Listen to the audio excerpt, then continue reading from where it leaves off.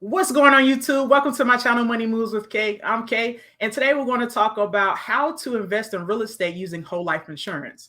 That is not my expertise, but I do have an expert, a subject matter expert. Her name is Acquania Escarne, and she's going to run down bit by bit like a beginner's guide of how you do this. And I'm going to be taking notes and asking questions as well. So it's going to be enlightening for everybody. Without further ado, I'll get into allowing her to actually introduce herself, and we'll get started. All right. What's going on?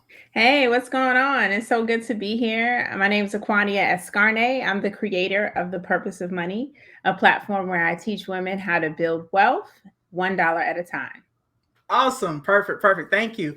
All right, so we're gonna get into it, and just please, you already introduced yourself, but just kind of get into how you even started investing in real estate using whole life or leveraging whole life insurance, and just your experience with the process.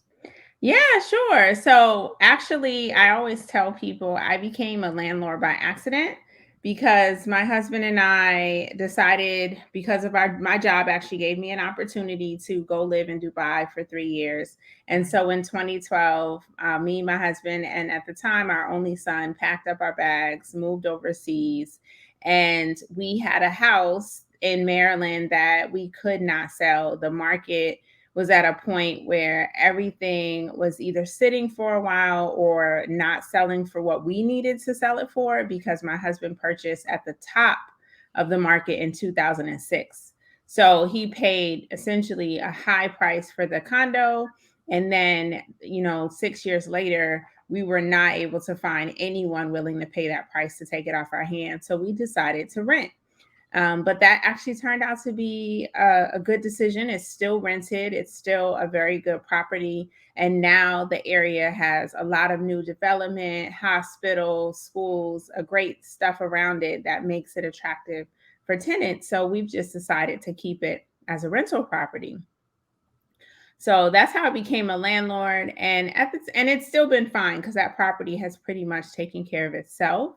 But when we came back 3 years later in 2015, my husband and I, given all the money that we had been able to save between life insurance and not having to pay a mortgage for 3 years, we had stacked quite a bit in savings and decided to use 2015 as the year to start looking for additional real estate opportunities and agree to look, right? So it took a couple months to find it, but in December of 2015, I found a realtor in Philadelphia actually that someone had recommended to me who showed me about, I want to say like 5 properties in one Saturday.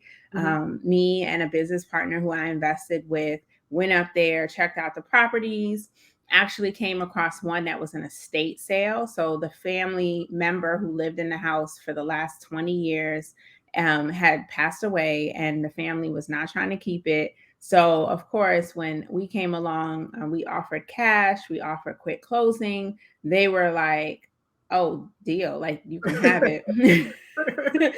So, that's how I became an out of town landlord, but I didn't actually close on that property until January of 2016. So I tell people, although we started investing by renting out our own home in 2012, we didn't actively pursue other properties until 2016. And when we did, we were able to get 3 properties in that year. We bought a rental in Philadelphia, our dream home in Virginia, and helped my mother-in-law get her property as well so that she could retire and not have to deal with fluctuating rents. So because of the savings that we'd accumulated in life insurance and by being a landlord of one property, we were able to leverage 3 in 1 year. Wow, that's significant and that's awesome. That's everybody's ideal, like building up your portfolio, but in a way that's alternative and very creative, right? And you mentioned a nugget, estate sales, right? Estate sales are fantastic. They are a means to get in the market, and a lot of times it's off market, meaning it might be in the newspaper. Or how did you guys find out about the estate sale? Was that through a friend or a great realtor? So a our realtor? realtor knew we were not playing and we were only coming to Philadelphia to look at houses, and he lined it all up. And it just so happened that that one was an estate sale that was off market, but he's a good realtor. And a shout out to David Foster in PA. he knew about the property before it hit the market because he'd maintained relationships with homeowners. And so Mhm. when that family was ready to sell and they knew that he could help them get rid of their home quickly, they sold. Perfect. That was a great nugget right there. I caught that. All right. So can you break it down for us? What's the difference between term insurance and whole life insurance? Because my family and I invest in term insurance per the gurus, right? The financial gurus, Dave Ramsey and the likes. So break it down for me. What's the difference? So that's actually a really good question. Um, I want to emphasize one thing though, because this is my thing. I can talk about insurance all day, every day, and I want to be an educator first and foremost. So, the first thing I want to kind of set out there is there's two categories of life insurance, Okay. and those two categories are term and permanent life insurance. And now I'm saying that intentionally because what I'm about to break down will prove to you that I didn't use whole life per se, but I did use permanent life insurance, and I'm going to explain what the differences mean. Awesome. So the bottom line is term life insurance is very similar to an apartment. And Mhm. I like to use this analogy because people get it. They've either lived in an apartment or they know someone who has lived in an apartment. But what does an apartment have that we all know is a lease? When you get an apartment, you are agreeing to live in that location for a certain amount of time. And when your lease is up, you don't live there anymore, right? You either Right. decide to renew your lease or you move out. Mhm. When you get term life insurance, you are signing up for an agreement with the company that if I die, you're going to pay out my family X amount of dollars. But if I don't die, I'm not going to get any of that money. My family's not going to get any of that money. And any of the money I've paid towards my premiums, I'm also not going to get back, right? Because Right. it's a contract and they held up their end, but you didn't die. So it's kind of like you didn't do your part.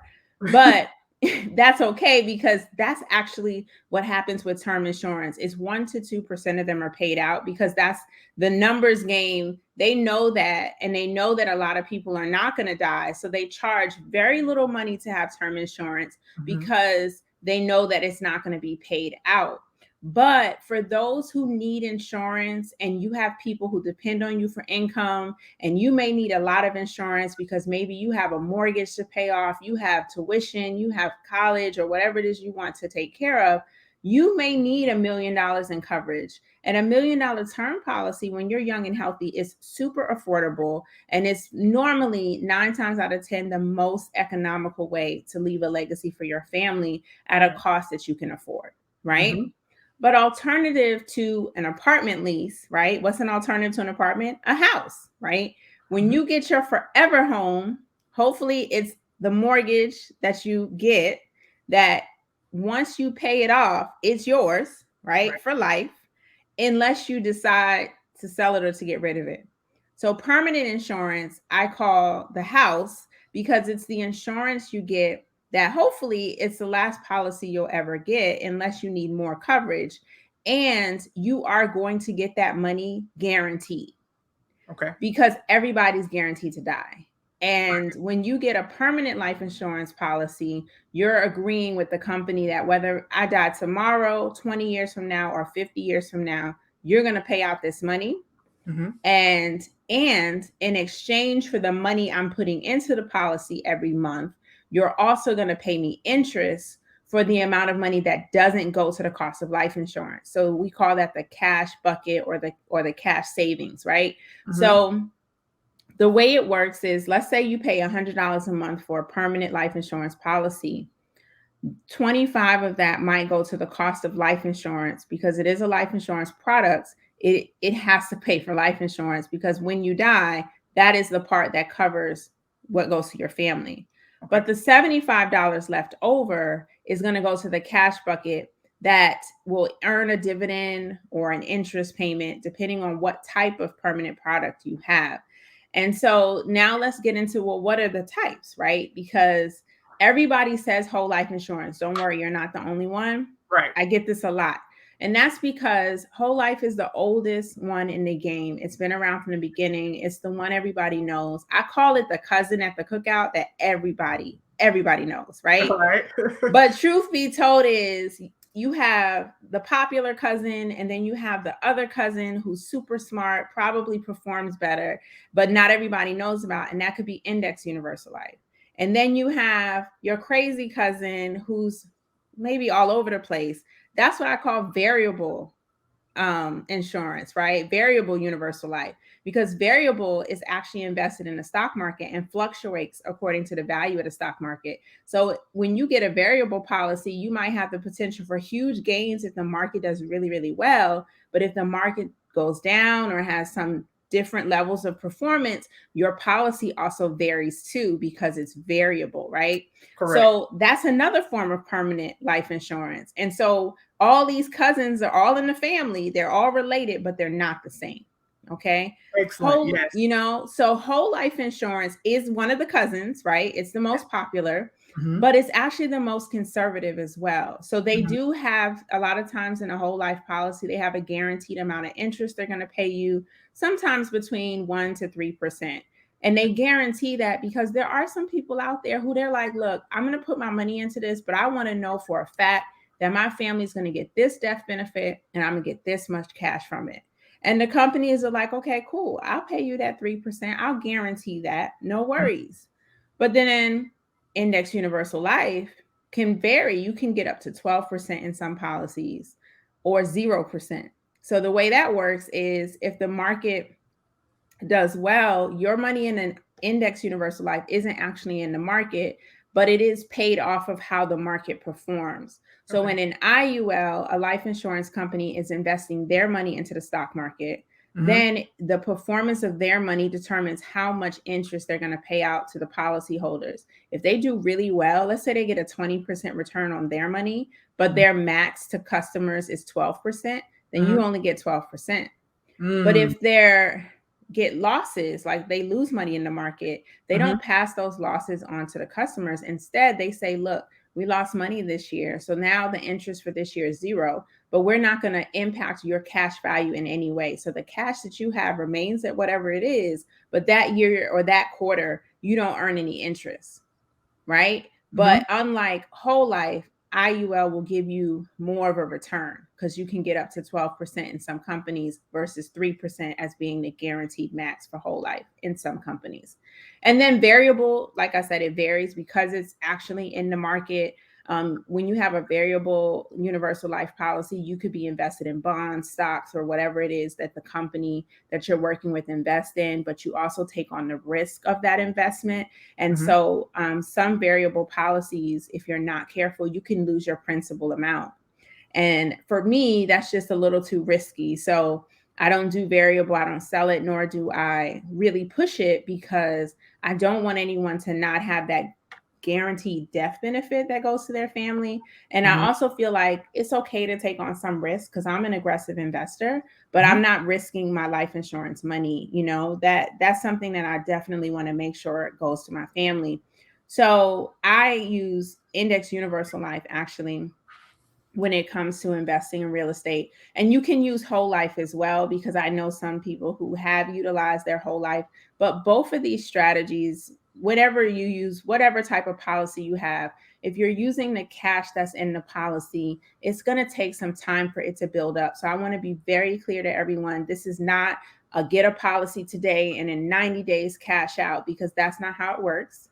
Mm-hmm. And most of the money builds up over time. And for me and my husband, we started looking for our financial advisor the year before we got married, because that's when we got engaged, a year before we got married. And we spent that time with her, it was a woman at the time, to really understand finances, to get on the same page. She taught us about permanent life insurance, and we dived right in. And then we just let the money automatically stack up. We weren't even like looking at it every day or watching it grow. We just sort of looked up one day and was like, man, we have 6 figures in savings. We have this life insurance. We have stocks. Like, we're in a good place. Mm-hmm. So I really emphasize to people, you got to look at your money. You got to know where it's going, and then automate as much as possible. Right. Because when you have it on auto pay, you don't have to think about, oh, I forgot to save this month. Oh, I forgot to put this into stocks. It just happens. Right.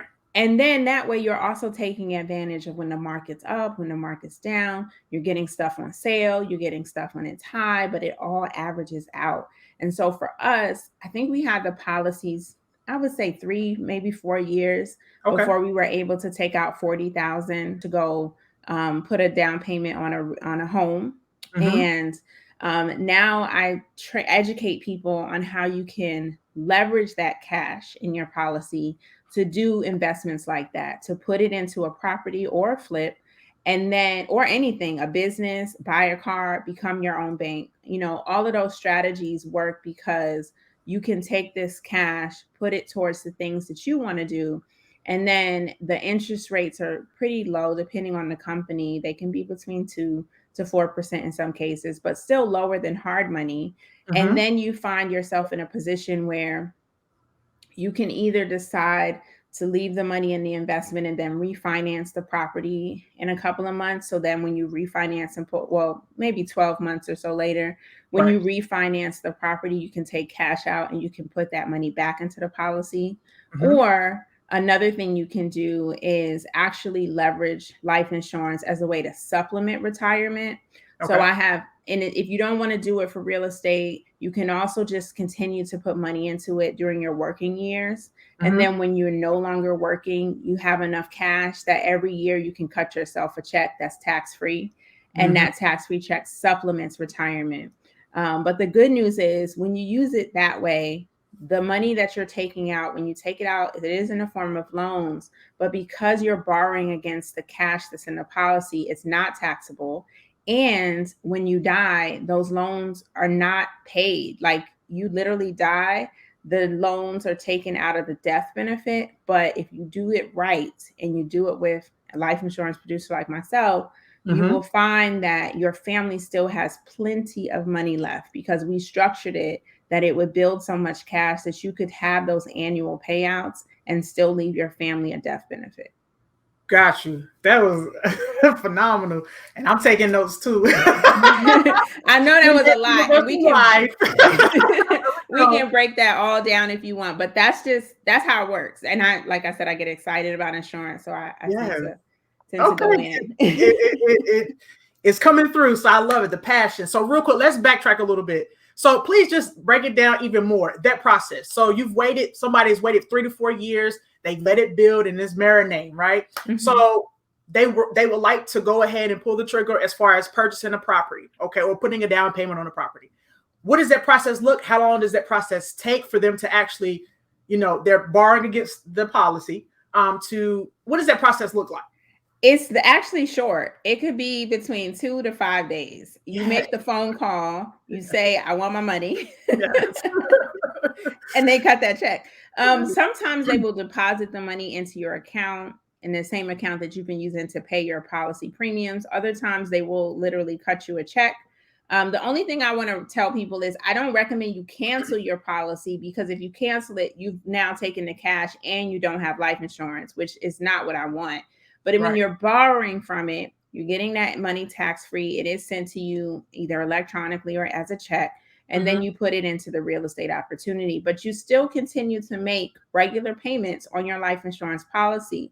And then you can decide, because the loans are not obligated to be paid back in a lot of cases, you can decide how much you want to put towards the loan payments if you want to pay them, Okay. or that you just want to continue to pay your life insurance premium like you were, and then replace that money when you do the refinance the property or sell the property, and you have the proceeds that you can actually put that loan back in a bulk payment. But those two options are totally up to you. Mm-hmm. But as far as how long it takes, it depends on your company. But the ones that I work with, it's between 2 to 5 days for the check to get cut. And then once it's in your account, they don't even know what you're doing with it, but you do what you need to do. Facts. Awesome. What type of real? Can you break down what types of real estate can be purchased? Just single family, or is it an array of Mhm. type of real estate? It's cash. So really, let's just break this down into what are you getting, right? You're taking cash that's in a life insurance policy and you're putting it in your bank account to spend however you like. Perfect. Yes, I do real estate investing. So in my case, I love passive real estate. So you Mm-hmm. can do rentals, you can do hotels, you can do apartment syndications.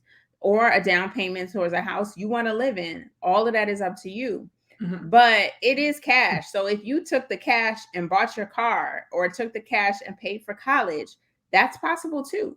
Mhm. And then, the plan that I described before, where you're supplementing your retirement, we call that a life insurance retirement plan. But that's basically, the cash is now going to supplement your lifestyle and retirement.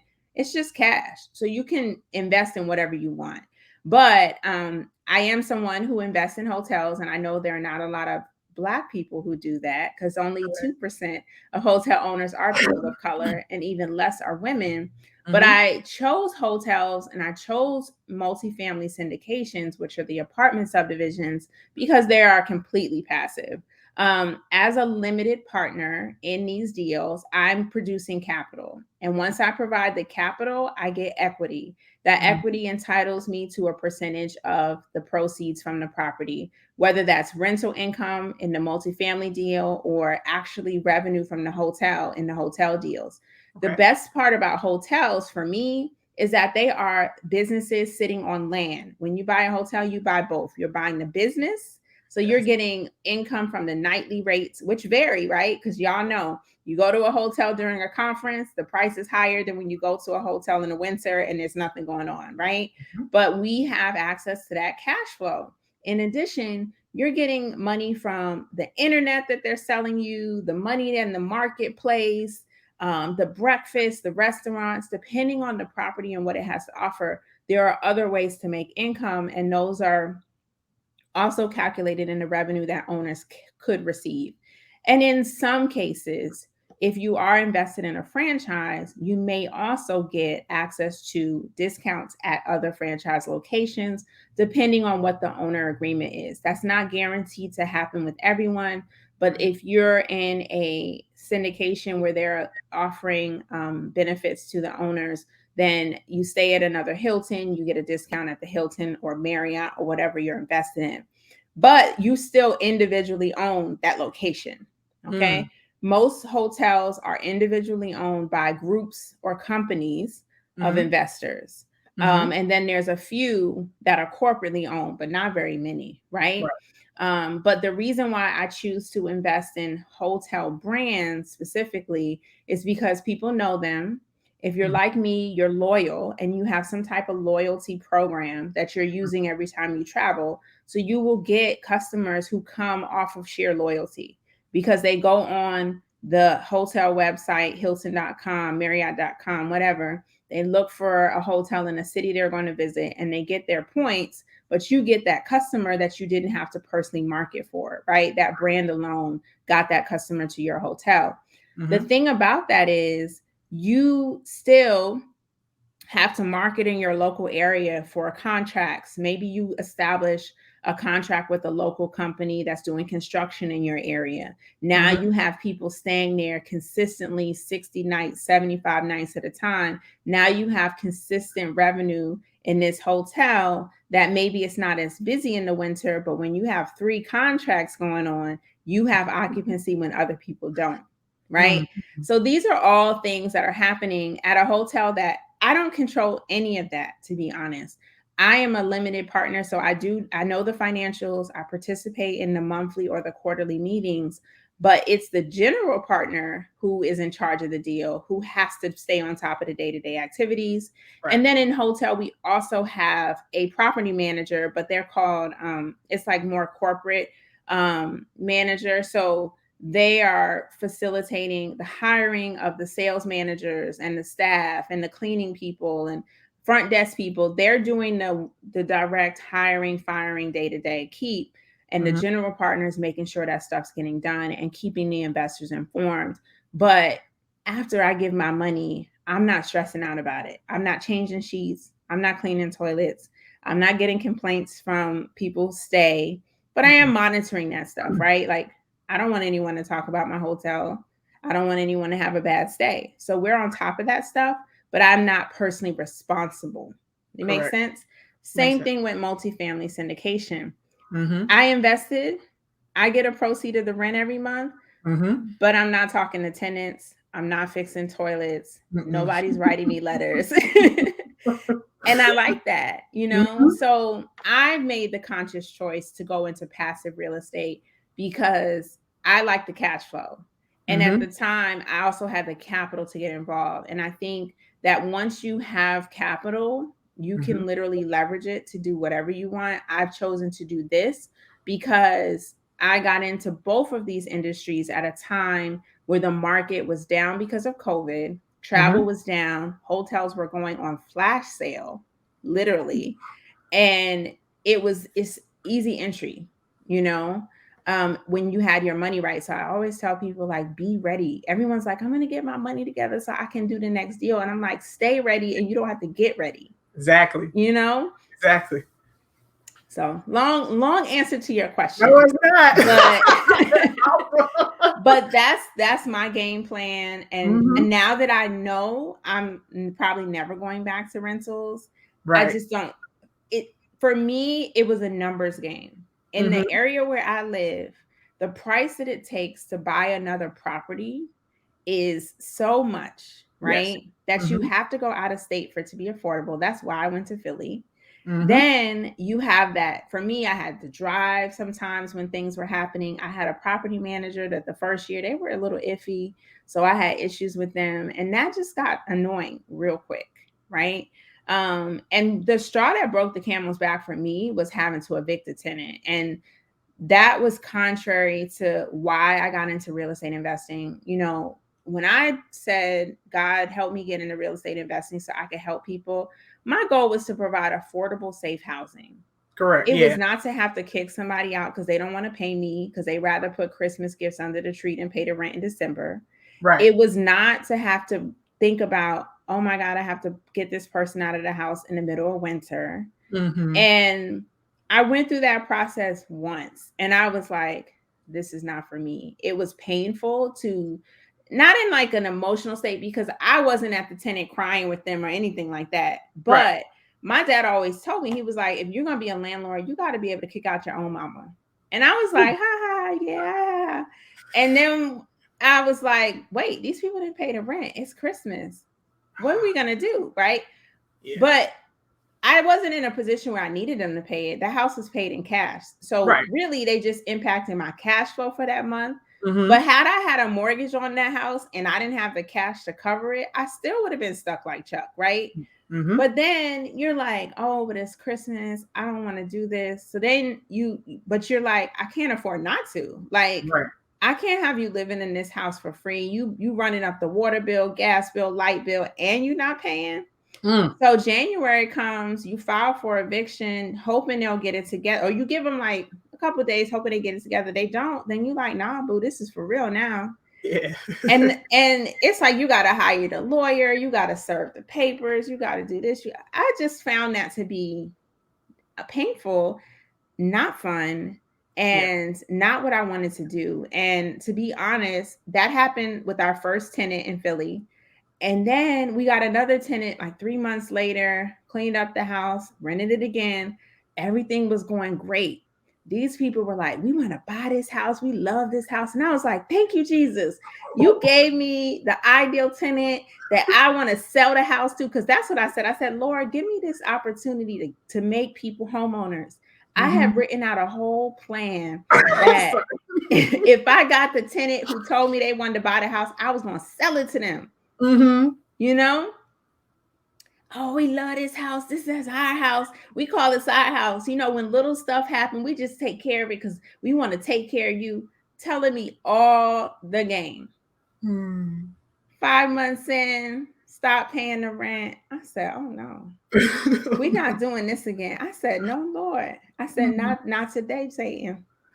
So when we saw the writing on the wall that we were about to have to evict a second tenant, Yeah.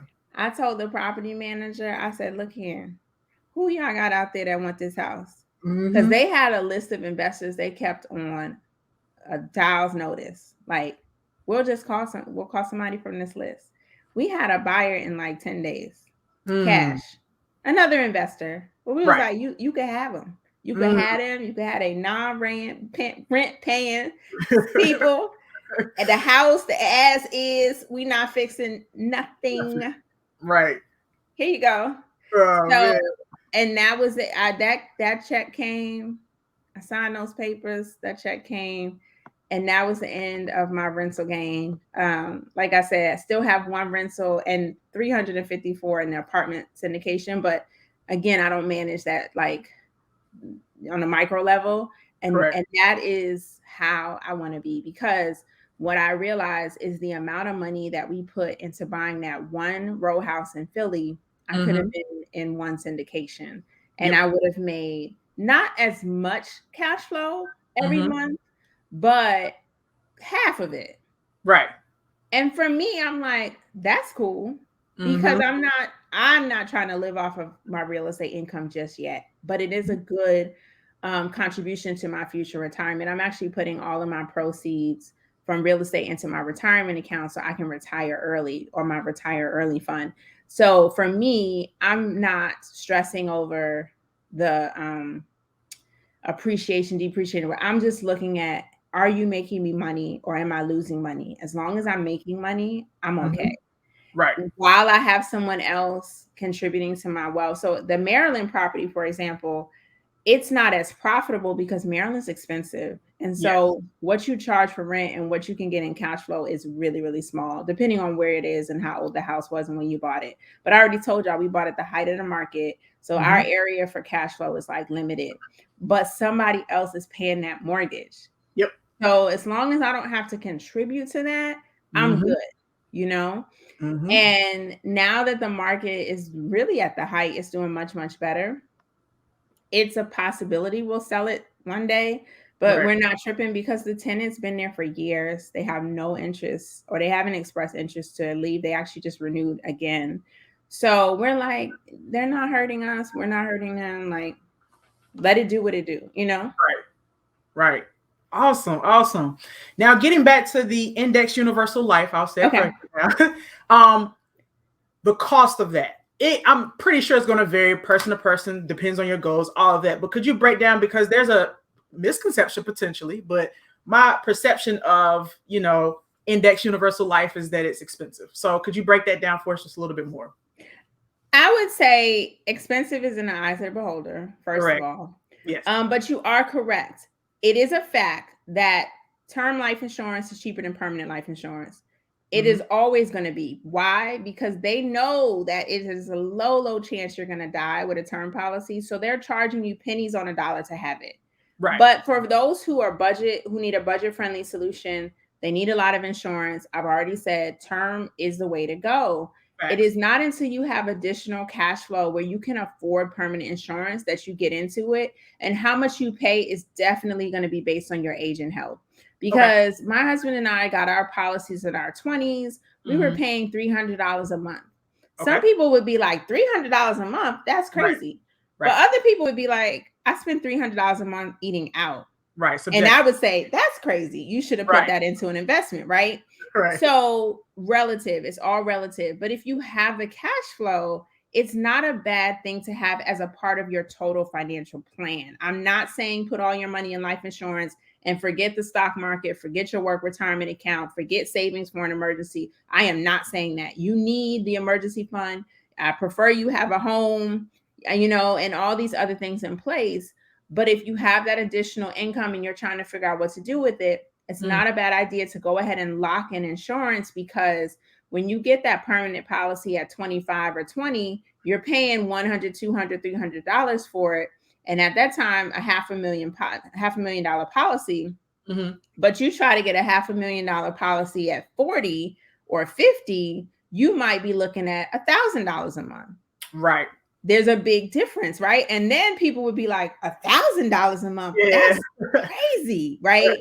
So it's all relative, and it does matter how old you are, and also what health conditions you have. So another thing I want to be honest about is, if somebody comes to me and says I have health issues and they want to do the permanent life insurance, I normally will say it depends, because on one hand, I want you to lock in your insurance, because if your health is going to deteriorate, it's going to make it harder for you to get insurance later, and it's Right. going to be so much more expensive.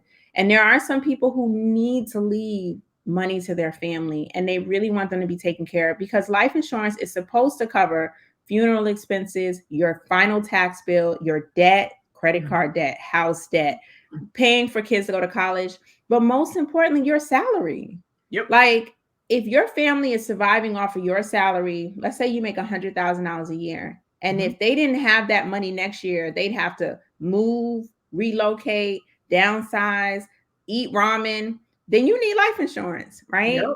Yep. And so if you're someone who has health issues, you might want to lock in a policy, but you might not be able to afford the amount that you need because of your health issues. So what I tell people in those cases is, okay, let's get a smaller permanent policy that covers the funeral and what you definitely want to leave. So let's say 50,000 to 100,000, but let's use term to provide the rest, because even with your health issues, the term is going to be cheaper, right?